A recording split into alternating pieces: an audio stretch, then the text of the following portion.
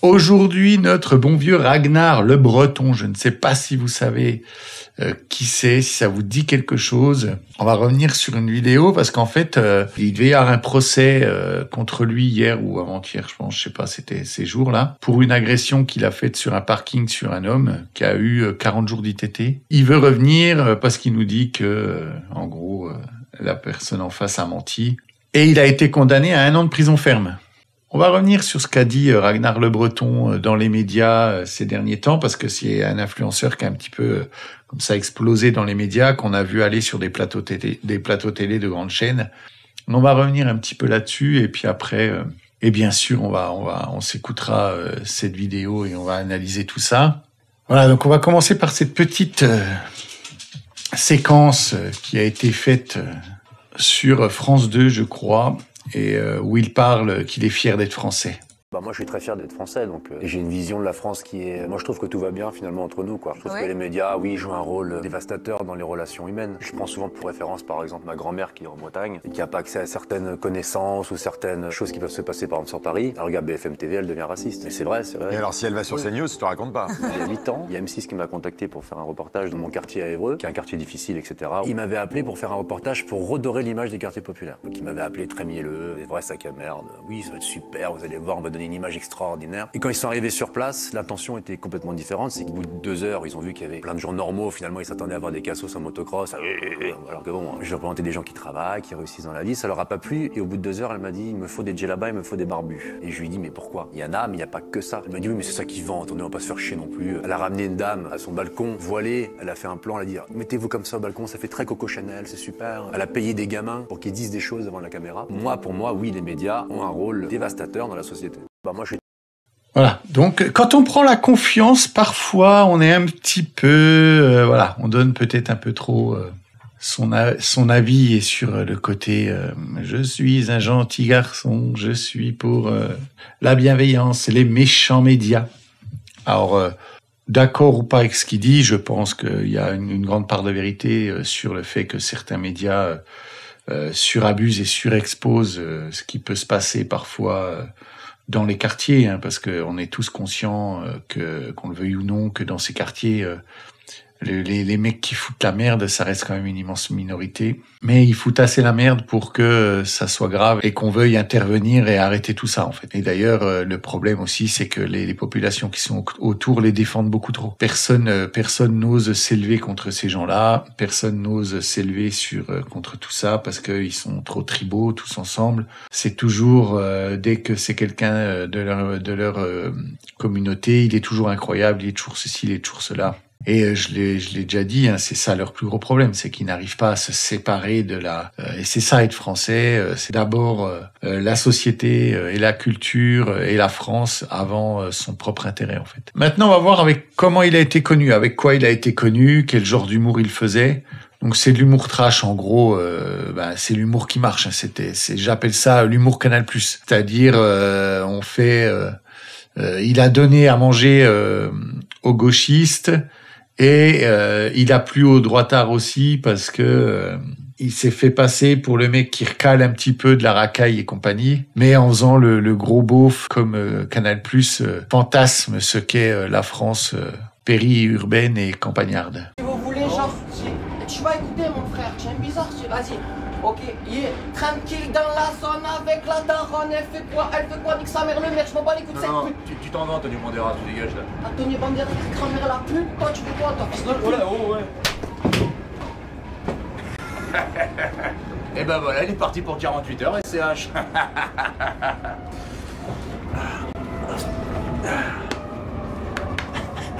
Ah oui, le respect c'est important, il y a des valeurs qui se perdent. Donc là on avait Koumar, celui de Gaillard, le Koumar, qui est l'origine. On sait. L'origine. Sénégal. Ah, Sénégal, Nengalef, ça danse là-bas. Non, vraiment c'est important. Tu le prends pas mal, hein, j'espère. Ouais, donc voilà. Après, qu'est-ce qu'on a? Oh, tu veux pas fermer ta gueule, toi? Vas-y, arrache-toi, c'est pas toi que je parle. Non mais y'en a qui dorment. Oh, Bon, celle-là, tu descends, je vais t'enculer. celle-là avec l'affaire, elle est malvenue.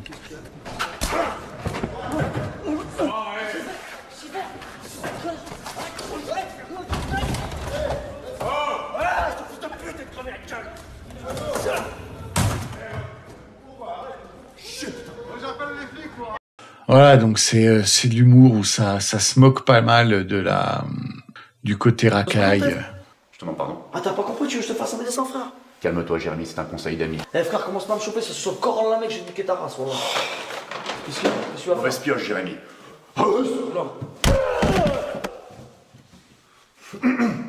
Voilà, donc il s'est fait connaître avec ça, en fait.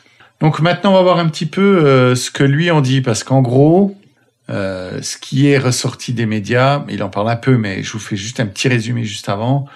Il y avait un mec qui était dans sa voiture sur un parking, il se serait appuyé contre la voiture. La personne qui était dans la voiture dit qu'il arrêtait pas de faire bouger la voiture, et que la personne qui était dans la voiture était fatiguée, essayait de dormir pendant que son fils jouait au foot sur le stade juste à côté. Et que Ragnar, en gros, lui aurait bougé la voiture et quand il lui aurait demandé gentiment d'arrêter, il aurait ouvert la porte, il l'aurait fracassé gratuitement comme ça pour le plaisir. En gros. Hein. Salut à tous, je vous fais une petite vidéo, un peu par la force des choses pour revenir sur les faits qui sont déroulés il y a quelques mois à Passy-sur-Eure, l'histoire de la bagarre. Avant de commencer la vidéo, je tiens à présenter mes excuses au tribunal d'Évreux et à la justice française parce que j'étais convoqué aujourd'hui. Et c'est une faute d'inattention, moi j'étais persuadé que c'était mercredi 25. Je l'ai mis sur mon frigo, dans mon calendrier, dans mon téléphone. Donc c'est une faute d'inattention. Et je m'excuse par rapport à ça. C'était pas une volonté de ma part. Donc je m'excuse auprès de la justice par rapport à ça. Je n'étais pas en fuite, hein, j'étais à Évreux. Je vais revenir sur les faits qui me sont reprochés parce que je suis un personnage entre guillemets public. Alors, moi l'histoire du post-it, je trouve ça hyper bizarre. Parce que tu te retrouves accusé pour avoir mis un gars avec ses 40 jours d'ITT qu'il a eu... Moi, je suis convoqué au tribunal. Je pense que son avocat lui a dit qu'il risquait quand même assez gros. Je mets pas un post-it sur mon frigo et désolé, j'ai oublié d'acheter du pain en allant en course, quoi. Ça, j'avoue que c'est un petit peu, c'est quand même étrange. Cette histoire du j'ai oublié, c'est quand même super étrange. C'est une affaire qui est publique, donc je vous donne des explications et je vais vous donner ma version des faits. Parce que je ne vais pas me laisser salir la gueule comme ça dans tous les médias sans rien dire. Je suis parti il y a quelques mois au match de foot de mon fils, à Passy-sur-Eure. Je lui avais pas dit que je venais, donc moi je m'étais vraiment mis très loin pour pas qu'il voit que je suis là.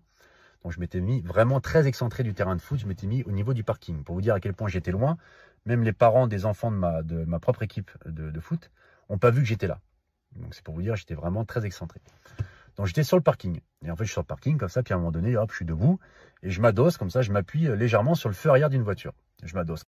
Qui va voir le match de son fils en faisant une surprise en restant sur le parking? C'est pareil, c'est un peu bizarre. Je sais pas pourquoi il raconte ça, enfin je sais pas. Moi, c'est un peu louche quand même ça. Et là, j'entends waouh! J'entends un mec qui crie comme ça. Je dis ouf! Je regarde d'où ça vient et en fait, ça venait de la voiture. Et je vois la fenêtre côté passager qui est un peu entrouverte. Donc je m'approche comme ça, doucement et tout. Et là, le mec, il me regarde, il fait putain, tu m'as réveillé, je faisais la sieste là, putain! Je dis oh putain, merde! Et je vois le gars qui était un petit pet de peau avec des cheveux longs et une barbe. On était en pleine période de ramadan. Je me dis, ça se trouve, c'est un musulman, un rebeu qui fait le ramadan, qui est fatigué, qui fait la sieste. Donc je lui dis, putain, excuse-moi frérot, tu fais le ramadan, en plus tu dois être fatigué, je suis désolé. Bon, il s'est avéré plus tard que c'est un antillais, enfin c'est un mec des îles. Donc il faisait pas du tout le ramadan, hein, c'est pas du tout l'ambiance au niveau des dom-toms. Et là, il me regarde, il fait, vas-y, casse-toi. Je dis, putain, là, putain, il va fort quand même. Mais tu sais, je voyais qu'il était ronchon, tu sais, c'est une tête du matin, tu sais, la tête quand t'es un peu ronchon là. Donc j'y vais quand même avec la bonne intention. Je me dis, je viens de le réveiller et tout, il est un peu ronchon. Donc je vais côté conducteur et je vais le voir et je lui dis, frérot, excuse-moi, on va pas s'embrouiller pour une voiture, je suis désolé, tu vois. Il me dit, vas-y, casse-toi, je vais te faire une dinguerie là. Pourquoi tu touches la voiture? Tu sais, là, je dis, putain, là, il commence à être lourd le sac à dos là. Je dis, ça va frérot, je t'ai adossé sur ton feu arrière, je t'ai pas non plus posé une pêche sur le pare-brise, tout va bien, tu vois. Enfin, je vois pas où il y a le problème en fait. Bon, là, s'il voit pas où il y a le problème, je vais quand même lui dire, c'est que moi, je m'appuie sur la voiture de quelqu'un, le mec pète un câble directement, je suis au match de mon gamin, je réponds même pas en fait. Je pars, je vais me mettre au bord du terrain pour regarder le match. Je me tire, je me dis, lui, c'est le mec, c'est un barge. J'ai pas envie de finir à me friter avec lui parce que ces mecs-là. Il y a de grandes chances que ça finisse comme ça quand ils sont vénères de fou. On ne sait pas jusqu'où ça peut aller. On ne sait pas qui c'est cette personne. On veut pas se mettre dans des mauvaises situations. Donc, le bon sens veut que, quand il se passe ça, on parte. Et il fait ce que font Pour moi, c'est ce que j'appelle le comportement racaille. C'est-à-dire, le mec est vénère, et là, tu vas vers lui, puis tu commences à lui dire, ah, vas-y, frérot, nanana, comme il nous dit, là. Mais non, il faut pas faire ça, c'est débile. Ça, c'est forcément, ça finit mal. Forcément. En fait, c'est pas grave, quoi. Une agressivité, même dans le regard, les paroles, c'est une des premières fois que je suis confronté à ça, pour une raison aussi futile, quoi. Je lui dis, mais attends, mais c'est ridicule. Je lui dis, mais tu veux vraiment qu'on s'embrouille pour une voiture? Il me dit, vas-y, casse-toi, tu vas voir, vas-y, casse-toi. Et tout petit, il commence à m'insulter. Bon, moi, du coup, évidemment, j'insulte. Donc, je lui dis, va te faire enculer. Lui, il me dit, va te faire enculer. Ça monte un peu dans les tours. Je suis désolé pour les gros mots, mais je vous dis la vraie histoire. Commence à insulter. Je lui dis, écoute, frérot, là, t'es pas ouvert au dialogue, tu m'insultes, t'es machin, t'es belliqueux. Je lui dis, à un moment donné, bon, si t'as un problème, tu sors de la voiture, on se bagarre, on est des hommes, quoi. Si t'as un problème, on va s'expliquer, quoi. Tu vas voir ce qu'on va te faire. Puis il avait la... Voilà. Et je pense que dans le ton et dans l'agacement, il a pas dû lui dire comme ça, oh mais sors, on va s'expliquer, on est des hommes. Non, je pense que c'est parti en vrille. Ils se sont insultés, il lui a dit sors de là, espèce de FDP, je vais te casser en deux, machin, on va régler ça comme des hommes, espèce de gros, et tous les mots que vous voulez derrière. C'est certain. Il est devant son téléphone, il va pas nous dire qu'il s'est vénère, mais il s'est laissé emporter. De toute façon, depuis le départ, il aurait dû partir. La fenêtre un peu entrouverte, pareil, il se rapproche du carreau, il gaze et tout. Mais je lui dis, mais sors de la voiture, c'est un problème. Là, il commence à s'exciter dans sa voiture, il s'excite, toi, quand je me rapproche du carreau. Il ouvre la porte, bam, t'as comme ça. Il sort vite de la voiture. Il sort de la voiture, gros coup, comme ça, costaud. Je dis, oh là là. Il sort de la voiture, je dis, il sort, boum, il m'attrape le cou, comme ça. Tout de suite, il sort vite, agressif, et il m'attrape le cou, comme ça. D'ailleurs, j'avais fait constater chez les policiers qu'ils avaient pris en photo. J'avais plein de griffures dans le cou, je saignais de l'oreille, parce qu'il m'a griffé comme ça dès qu'il est sorti. À partir du moment où il m'agresse verbalement, il m'agresse physiquement, c'est l'ouverture du bal. Donc moi, qu'est-ce que je fais? J'envoie quelques pralines, forcément, pour me défendre, tu vois, c'est de l'autodéfense. Donc j'envoie une golden, deux golden, on se bagarre et tout, il tombe dans la voiture. Quand il tombe, d'ailleurs, il me met un chassé dans le genou, au niveau du ménisque gauche, que j'ai fait constater chez le médecin, parce que j'ai pris les ITT, moi aussi, hein. Il m'a blessé le genou. Et moi, je le maintiens et tout dans la voiture, mais comme il était un peu costaud, son corps appuyait sur le klaxon, comme ça, là. Ça appuyait sur le klaxon. Et ça commence à faire du boucan, parce qu'on était loin, mais tu sais, avec le bruit de klaxon, toi, les gens, que ça commence à un peu attirer l'attention. Et je vois qu'il y a les enfants tout au loin et tout. Je dis, oh là là, il y a les parents et tout. Je dis, écoute, et là, je le maintiens. D'ailleurs, il le dit dans l'article. Je le maintiens comme ça. Je lui dis, écoute, il y a des enfants. Je dis, on arrête. Je dis, arrête de me casser les couilles. Viens, regarde ce qu'on fait. Vas-y, arrête. Je le maintiens, tu vois. Je lui dis, et moi, j'ai une intention de partir, en fait. Et quand j'ai vu que tout le monde commençait à venir et tout, ça commençait à rameuter des gens. Je me dis, il faut partir. C'est un scandale, tu vois. Donc, je lui dis, on arrête. Je le lâche, parce que moi, je voulais repartir à mon véhicule pour partir. Il sort de la voiture. Je dis, oula. Il arrive, gros coup costaud et tout. Et il essaie de me frapper. Moi, je recule. Il essaie de me frapper. Il essaie de me mettre deux droites comme ça. Il y en a une qui passe là et la deuxième qui vient frapper là. Mais je me dis, si je me la prends, c'est extinction des feux. C'est dangereux. Il fait 130 kilos. Donc moi, je me mets en garde et je lui visse une golden. Je lui mets une droite. Et là, il tombe KO. Et c'est là qu'il se fait que les ITT ont augmenté parce qu'en fait, quand il a pris le KO, ses genoux ont lâché. Comme il est un tout petit peu en surpoids. Je suis désolé, hein, frérot, mais les genoux ont lâché, tac, il est tombé KO et puis il s'est fait mal aux genoux en tombant KO. Moi, je vois qu'il tombe comme ça, je vois tout le monde qui arrive, je dis, oh là là, le cauchemar. Donc, qu'est-ce que je fais? Je pars à ma voiture et je pars, en fait. Parce que je me dis, les gens vont prendre des photos, vont filmer. Je prends ma voiture et je vais au commissariat de Passy-sur-Eure. Voilà, donc déjà, oui, les gens vont filmer, oui, mais bon, c'est le mec, tu l'as mis KO comme ça, la moindre, c'est quand même, c'est bon. Se barrer en courant. Après, je peux comprendre. Il est connu, il sait comment ça se passe. Il a eu peur, hein, mais c'est vrai que là, toute la séquence où il se bat, où il machin, où ça part en vrille, c'est vraiment un truc de racaille, quoi. C'est du début à la fin, c'est bienvenue dans le monde des deux racailles, quoi, un petit peu quand même. Hein. Même si j'avoue que quand on entend que le mec dans sa voiture était vénère et a joué le show et que derrière il s'est fait claquer en deux. Ça fait quand même des fois du bien de se dire que faire comprendre à ces gens qui sont directement extrêmement agressifs et puis qui font tout de suite les malins et puis qui sont dans la violence comme ils nous racontent. Hein. Ça fait quand même du bien de les voir se faire un peu avoiner la tête. Mais bon, là, c'est toujours pareil, c'est sa version. On ne sait pas si c'est vrai. On ne sait pas à quel point il l'a peut-être changé ou peut-être pas. On ne peut pas vraiment savoir. Pour leur expliquer ma version des faits. Donc, je suis parti. 20 minutes après, j'étais au commissariat. J'ai fait constater mes griffures, je leur ai raconté ma version des faits et tout ça. Mais c'est là, moi, dans cette situation, pour être très honnête, c'est de la légitime défense. Moi, il me fait passer pour un déséquilibré. Il est en train de dire dans les articles qu'il s'est mis à genoux, qu'il m'a supplié d'arrêter de le frapper, que moi j'étais là, oh non, tu mérites ta bourre. Tu vois, à un moment donné, il faut arrêter les conneries. Donc moi, je vais arriver gratuitement. Il a dit oui, je lui ai demandé gentiment de quitter mon feu arrière parce que je faisais la sieste. Et là, d'un coup, il a pété les plombs, il m'a sorti de la voiture, il m'a frappé. Donc moi, je suis un déséquilibré, moi. Moi, je suis un déséquilibré. Je suis pas connu pour faire psychiatrique, hein. Je suis très équilibré dans ma vie. Hein. Et là, les gens disent, voilà, un père de famille. Mais je suis père de famille, moi aussi. J'ai mon fils qui était à 100 mètres. C'est toi qui m'as agressé verbalement. C'est toi qui es sorti de la voiture. C'est toi qui m'as agrippé. C'est toi, quand j'ai voulu calmer les jeux, tu es revenu vers moi, tu as essayé de me mettre 2 coups de poing dans le visage. Ouais, donc lui, quand il a son fils qui joue à 100 mètres et qu'il y a un mec qui est vénère dans une voiture, il va à son carreau et lui dit, ah, vas-y, tranquille, c'est bon, on va pas s'embrouiller. Et il parle pendant 3 minutes avec lui, alors qu'il sait très bien qu'il a 9 chances sur 10 que ça finisse comme ça, c'est fini, quoi. Après, c'est une bagarre d'homme. Tu vois, t'es tombé par terre, moi, je me suis pas acharné, je suis parti. Voilà, c'est une bagarre d'homme, mais que tu as provoqué par ton agressivité et ta mauvaise attitude. Maintenant. Par contre, c'est ce que je disais.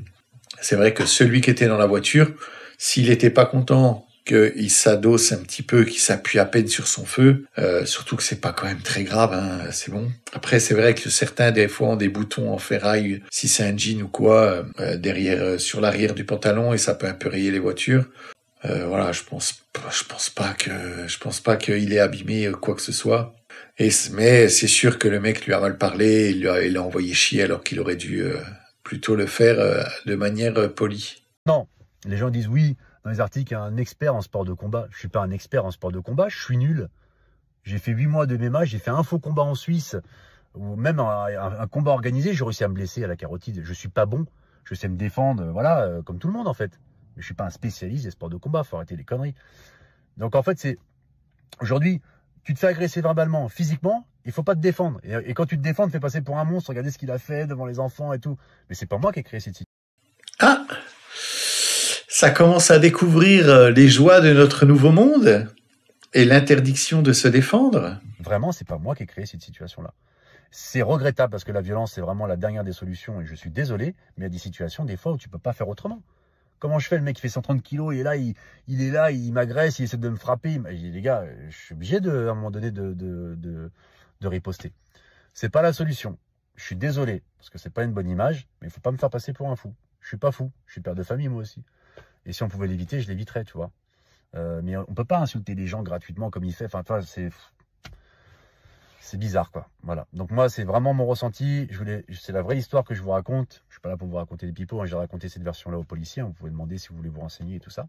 Et c'est la même version que je sortirai au tribunal quand je ferai appel. Donc je m'excuse encore une fois auprès de la justice française de ne pas être venu aujourd'hui au tribunal. C'est une faute d'inattention. Je m'excuse auprès des gens qui me suivent d'avoir réagi comme ça. Mais c'est une bagarre d'hommes entre 2 hommes. Ça arrive malheureusement. C'est triste. Ça arrive malheureusement.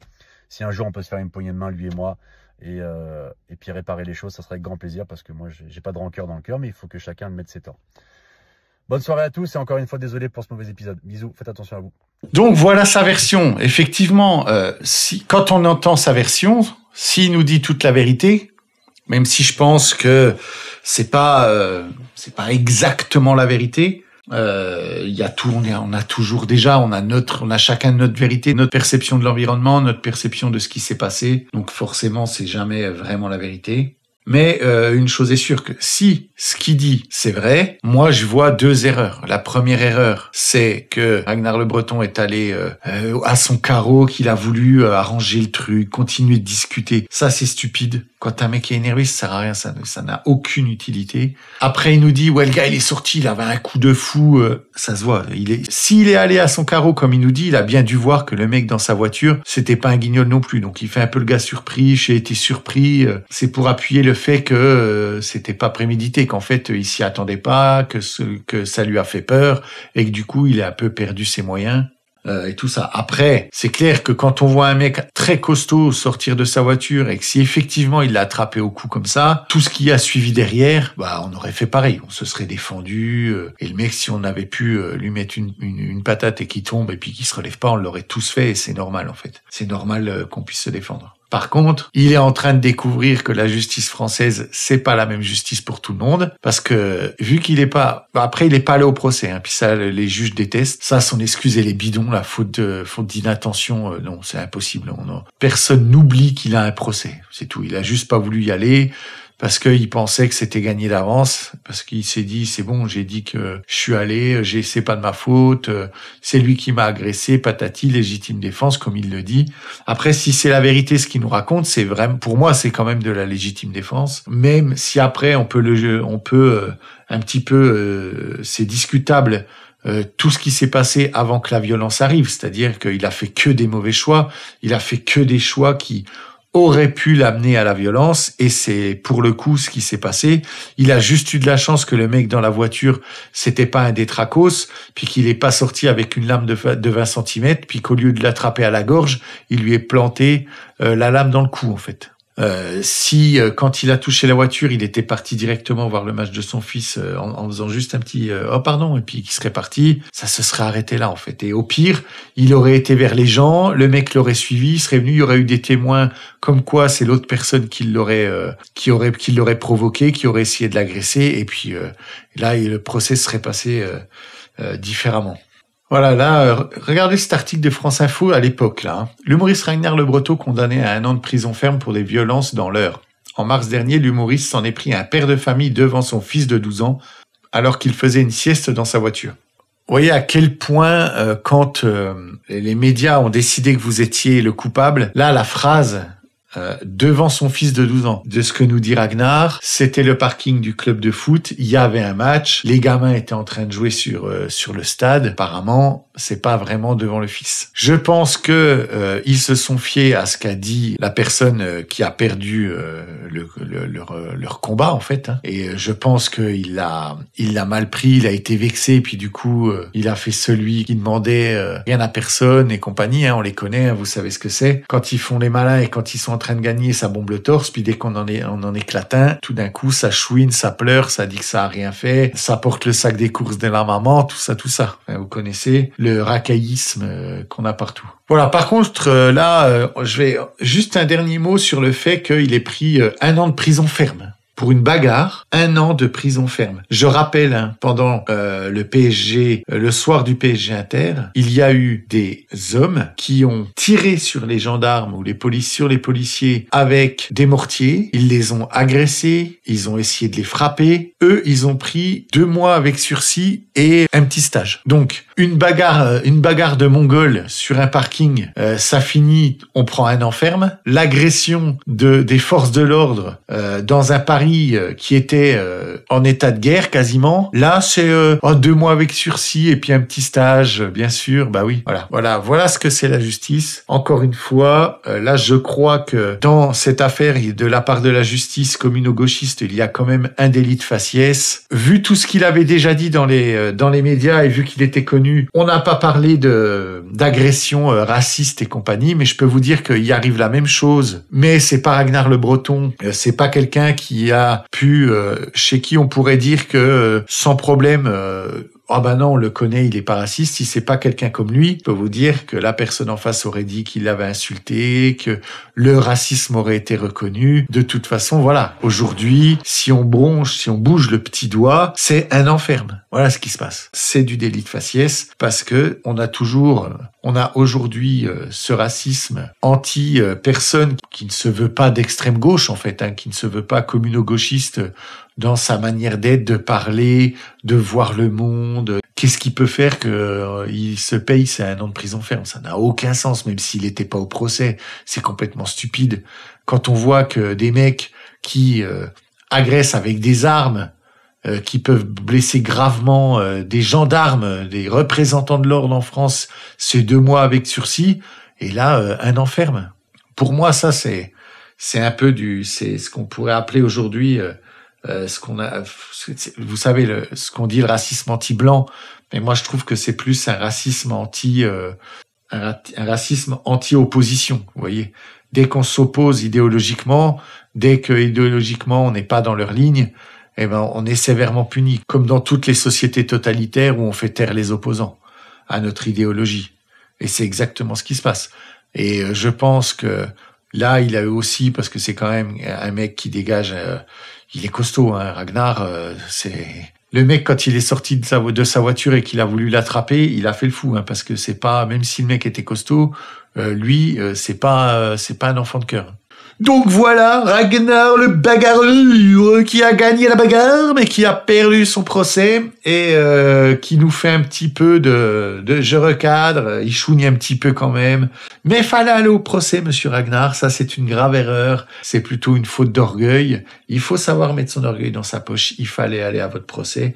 Voilà, j'espère que cette vidéo vous a plu. Si c'est le cas, n'oubliez pas de me mettre un petit like, abonnez-vous et mettez la cloche, c'est très important. Je vous remercie sincèrement tous ceux qui le feront. Je réponds un maximum aux commentaires, donc allez-y, commentez la vidéo, dites-moi ce que vous en pensez, est-ce que vous aurez réagi pareil dans cette situation. Partagez la vidéo si vous pensez qu'elle peut plaire à quelqu'un. Et je vous dis à tout bientôt, des becs.